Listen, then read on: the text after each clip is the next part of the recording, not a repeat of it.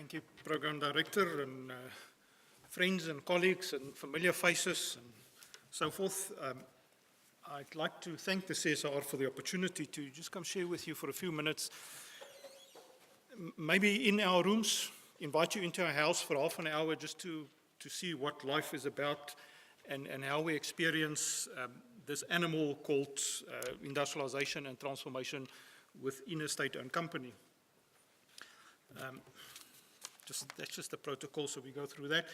Just in a nutshell, what is Eskom, for those that perhaps do not know, and just gets the environment and the size, I guess, of this thing that we're dealing with. 82% energy generation from coal, and the others, as you can see, nuclear 5.5 and going down. What it essentially means that for a lot of the industries, Eskom is either the only or one of the biggest buyers. And that does create some complexity in terms of dependencies and the likes that goes with that.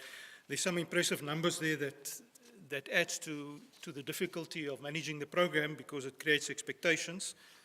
So there's about just short of 500,000 kilometers of cables and the likes, 47,000 employees. It's pretty impressive.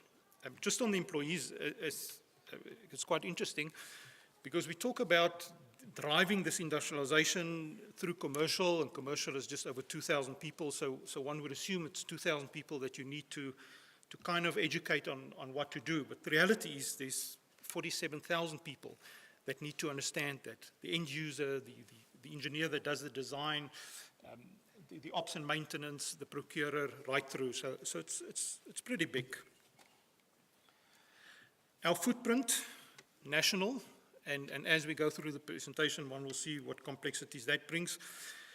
Apart from two power stations in Lephalale, one in Gauteng, the rest are all Mpumalanga based, the coal stations, the only nuclear one down in Western Cape, and the renewables essentially all scattered across the coast, including the gas, obviously. We are also vertically integrated in the sense that the scope that we are looking at stems from the construction phase, the fuel supply, the ops and maintenance, right through to the disposal at the other end. So it's also quite a wide space. And just on the plant mix, one can see there the number of units and stations that we've been talking about that sits in the Eskom fleet. One or two interesting slides on Medupi and Kusile, which is the current buzz in Eskom, the big build. If one looks at those kind of things, 15,000 kilometers of cables. So again, expectations in terms of supply. Sizes, when we talk about chimneys that are just short of the Carlton Center, concrete enough to build 4 Greenpoint stadiums. It's impressive numbers, and what we've achieved through there, I think we'll see later on, is also quite good. Just some highlights. 14 million spent on supporting clinics, 3.5 billion spent with local businesses thus far. Just short of 1,000 houses built. Now that's going to be interesting in the slide after this one. Kusile, very much similar, just under 120,000 tons of steel at the end of the project. It will be the 4th largest coal plant in the world.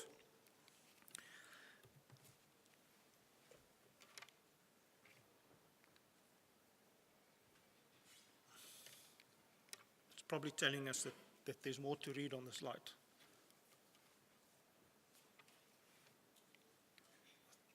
There we are.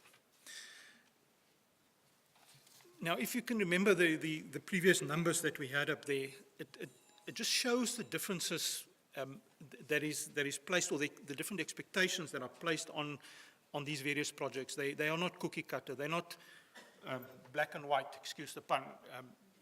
It's got to be tailor-made.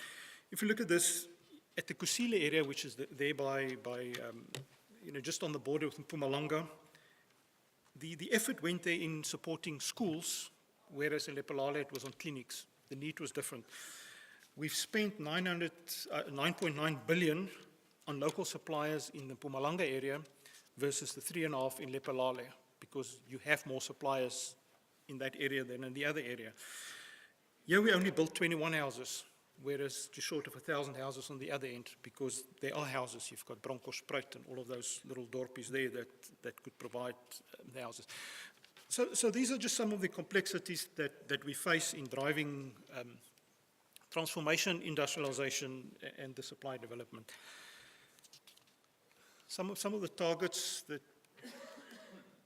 that we can just talk to. As you can see in the last year, and these things come from our corporate plan, so it's pitched at the level to say that we've increased our procurement from B's compliant suppliers to 98%. Now, it might sound very impressive at first until you realize that all it says is that we're getting good with compliance. We're making sure every supplier we deal with has a B certificate. It doesn't mean it's transformed, all is local, but compliance is in place. Black-owned suppliers, we're spending in the region of 41% now there. Local content contracted on the new build, 86%, and the rest of Eskom hovering around the 74%. Black women-owned suppliers, and these are just some examples, sitting at 15%. But probably more relevant, if you like, and this is my personal pet gripe, is this issue with targets and percentages, because life doesn't revolve around percentages, and you don't pay people salaries in percentages. You need rands and cents. And if you look at this, despite some of these targets not looking all that great, we have spent 4.4 billion rand on black women-owned companies this financial year, year to date, up till June. And our financial year starts in April. So it's impressive numbers that I think we have spent there. Black-owned suppliers, 9 billion, just over half a billion on black youth-owned suppliers. The bottom two there, we have contracted this year in the new build around 80 million for local, additional or new contracts rather, and Eskom-wide 24 billion. So I think those are some noteworthy numbers that just give some background to this. Just some industrialization achievements thus far. So we've looked at the quantitative stuff from a qualitative point of view. And we call them achievements, even though on some of these we've burnt our fingers and we've paid school fees. But the point is, school fees is an achievement. It was Edwin Richkins that always said to us, CSDP is a learning by doing program, and Garth has just spoken about this. If you don't try it, you will never know. So from that point of view, so a few achievements. The first one was a specific focus on the supply of material in a bigger tank process or manufacturing supply process that kind of allowed us to beneficiate, if you like, the manufacturing or the raw material into a final product. It brought some state-owned companies together, and in terms of the material certification and the likes on that. The next one there was at the back of a contract with at Medupe. We contracted for technology transfer and know-how transfer. So the OEM there identified a partner, a black woman-owned partner in Mpumalanga. Long story short, this company manufactured pretty complex fuel oil burners, and that's the picture there now. I guess the picture doesn't quite, do it justice, but these are huge manufactured components with complex welding that is supposed to flex under use and the likes. So they were always imported. They are now manufactured in Mpumalanga by a black woman-owned company. At Kriel, we ordered the LP turbine casings, and again, a bit of creativity, and I must be careful using the word creativity in a commercial environment. But we placed the contract on a local supplier on the condition that they have to contract in the support from the OEM, as opposed to typical the other way around, where you'll go to the OEM and say, please use our local suppliers as far as you can. We spun it around, and we've learned some lessons there. For fabric filter plants, this is where we're replacing the precipitators with fabric filter bags to better clean the exhaust gases of Eskom. We've actually gone to the market and we procured the intellectual property and the licensing rights, which now allows us to impact or affect the design. The opportunity there was because it is a retrofit. So again, there's no cookie cutter solution for these plants. You've got to tailor make it to the footprint you've got. So the engineer said, look, this is opportunity. Let's buy the IP so that we can actually design it.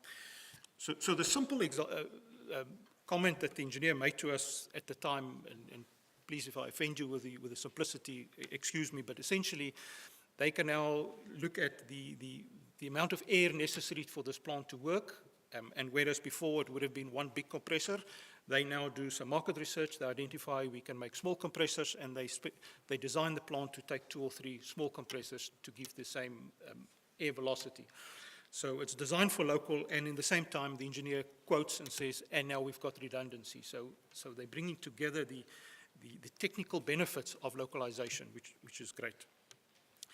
We've also got a program called EPI, and this is where Eskom has got seats on various universities, and we are influencing further studies at universities in specific power plant technologies.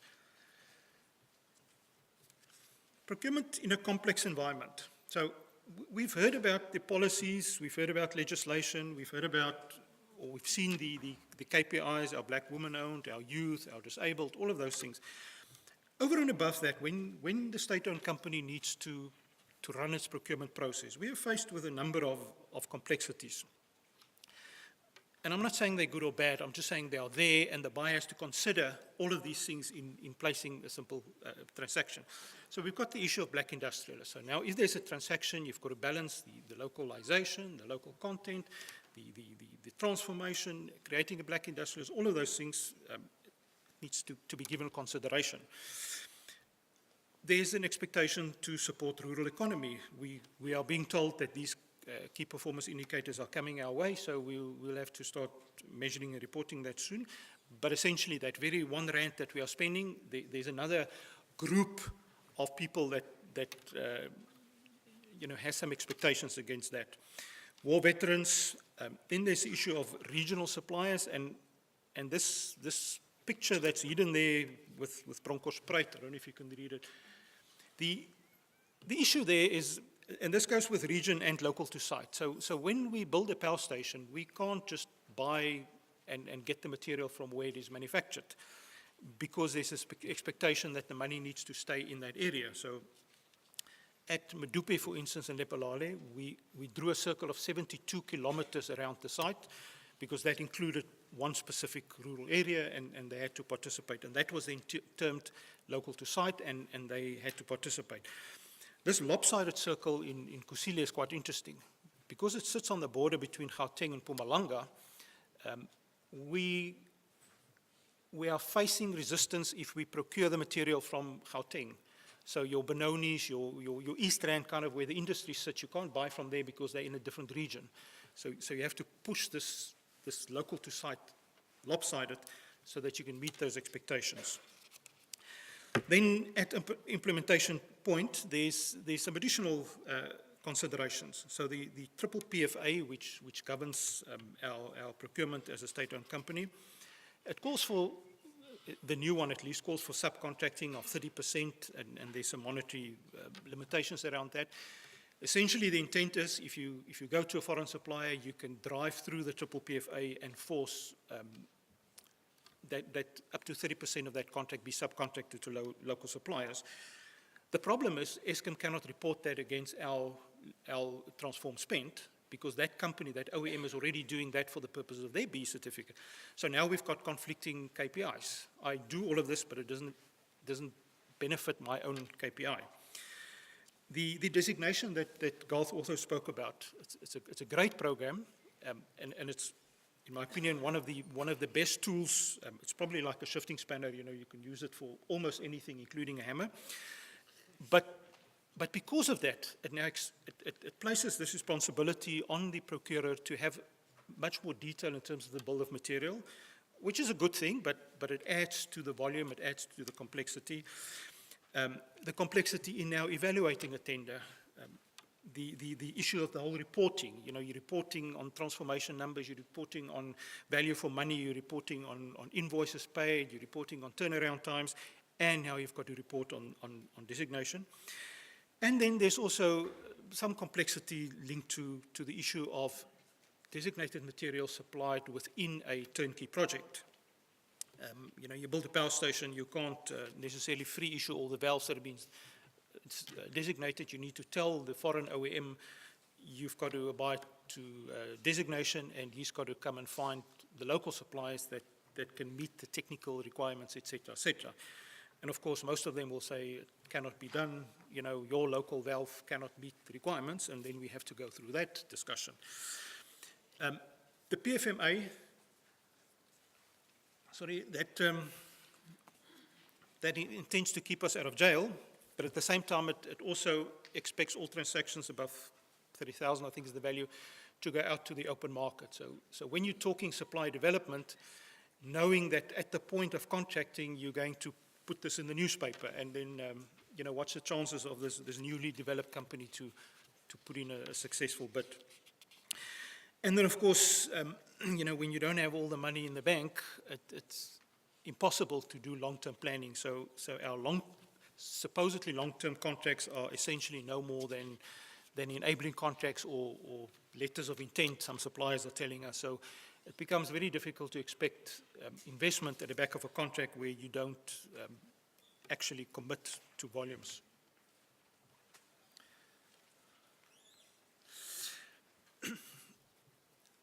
Within the transformation dilemma, and for this, it's not really a case study, but just for this example, we just used three categories, your QSEs, EMEs, and black women or black youth owned.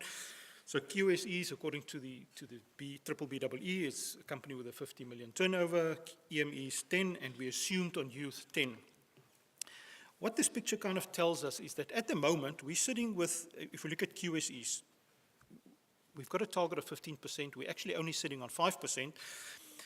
We've got 1,400 active vendors that's got contracts with Eskom, but to make the target, we actually only need 480 if we contract them to their maximum ability. But if you look at EMEs, where we're sitting very much the same in terms of our performance, we need a substantial amount of additional suppliers because of this 10 million turnover. So the point here is that, and youth, as you can see, we can actually meet the target by supporting 3 suppliers to their maximum capacity as opposed to the current 300. But the number of these active suppliers are, amongst others, influenced by these expectations. So at one hand, you want to consolidate and put your requirement out to the market in one substantial bucket and create some opportunity for investment. But on the other hand, the expectation is to split this at power station level. You need to procure because of the local to site requirements. The triple PFA, the applicability there, that says below 30,000, it doesn't apply. It doesn't mean we break contracts up, but it means there's no incentive to consolidate volumes. You keep them small, you run them under the radar, if you like, because then you can kind of earmark suppliers and you can support your emerging suppliers. And then, of course, these short-term spend targets. Investment and ultimately creating higher local content is not going to happen between one quarter and the next, but as a state-owned company, one is measured against those quarterly targets. So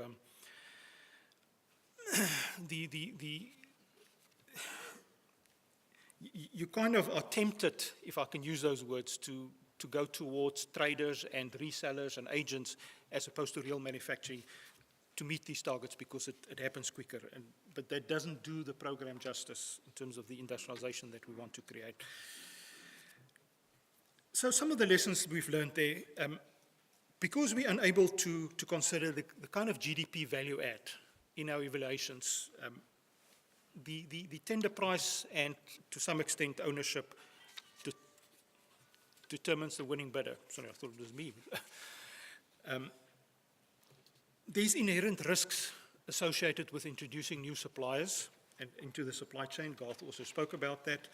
And we kind of, because of these numbers, we've seen the volumes, the spend, the billions, there was an expectation, or there is an expectation to attempt everything, kind of a shotgun approach to support every industry, support every supplier, but but the business cannot handle that kind of risk. You need to be much more specific, be focused, and introduce them one at a time kind of thing. We also programmed to compliance and governance, adherence to compliance and governance. Now, Garth spoke about innovation and creativity. Now, creativity in the commercial space is like creative accounting. It means something different than what you mean in the R&S kind of space. So there's this dilemma between the creativity, the innovation that you need to create industrialization, balanced with this rigid governance environment that one operates in.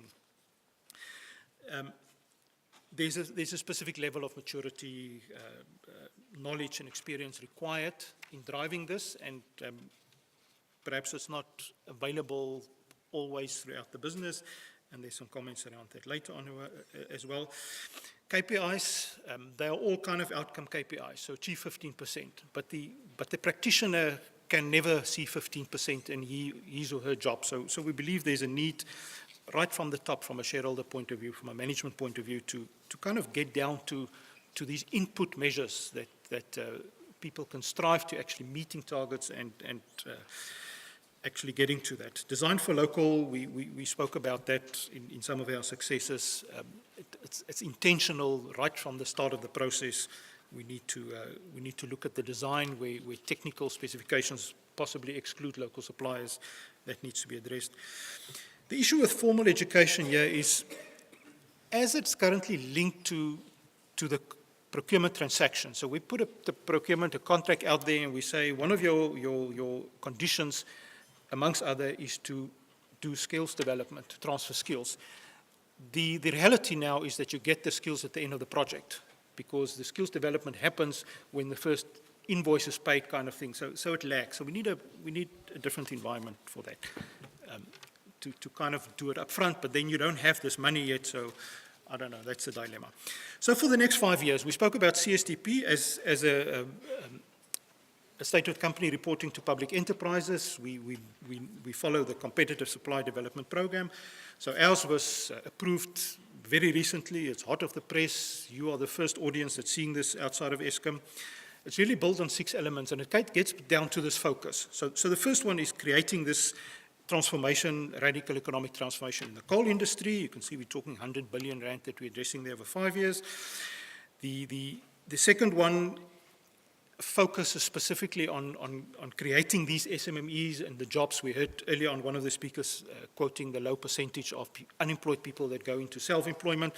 That pillar is around addressing that. By the way, it's 3,000 SMMEs that they need to develop in 5 years. So you can imagine finding them, developing them, contracting them, receiving a product or service, paying them.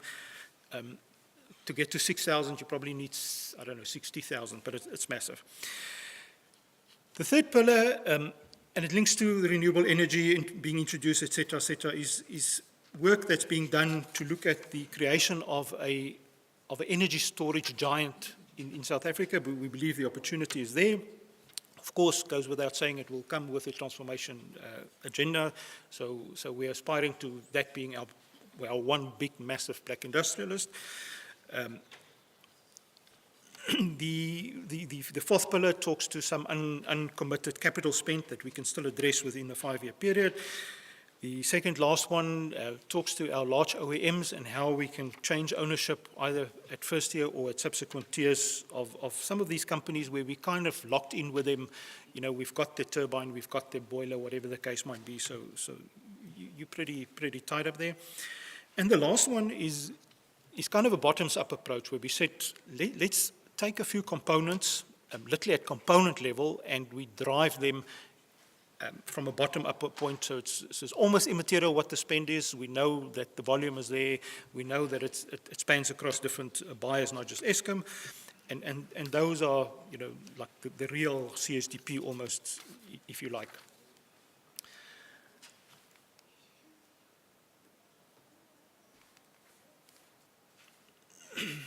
Some of the dynamics that shaped the CSDP that we set, and I had to quote our past General Manager, Barry McCall. The question that we need to answer here, or the problem statement, is how to procure from a single source a product that they've never made before. And that's a dilemma. Within the governance we spoke about, you know, the engineer wants a product tested before they actually accept the product, and this we need to address, we find out.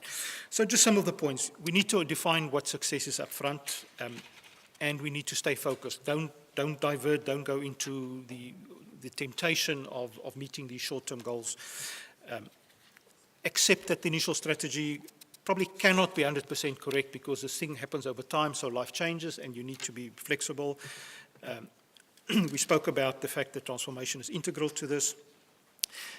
The issue that industrialization, as it's been implemented, is linked to the commercial transactions is problematic, and that's in the sense that it happens very late in the process, and it also restricts communication. The minute we go into a commercial process, I cannot talk to individual suppliers anymore, and we kind of lose that ability. We need to manage expectations. We need to be very clear about assumptions and uncertainties, because this is new. We're testing something new, so don't sweep it under the carpet. One needs to be prepared for a first-of-a-kind component, so you need the support from your engineers, your operating people, and keep it simple. That was really the dynamics that shaped our CSTP3. And the last slide is really just some thoughts that we put together, and it's definitely not for debate right now, but it's kind of the things that's left you know, in our minds as well. We need some kind of a national policy that allows for an industry champion.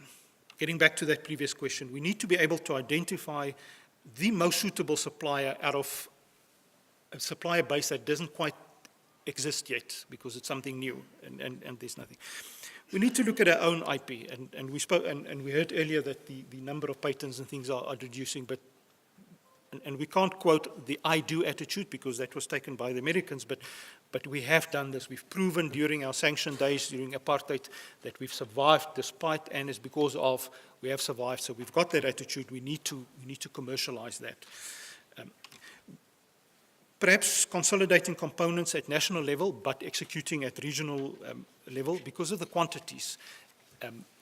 We are seeing that Eskom, even where that's spent, there's very few cases where our transaction alone creates this economies of scale. So perhaps there's a need for that. If there's a way to consider national GDP in tender evaluation, so what is the impact of that rand staying in the country and changing hands multiple times? Should that not you know, be included in a tender evaluation? TLIU, and Ashley, I don't want to steal his thunder now, but there's the ability. Currently, we do not have a view of the local industry capability and capacity in this country. And if we do get it as Eskom, as a procurer, through a request for information process, for instance, it is treated confidential to that transaction. You can't use it wider.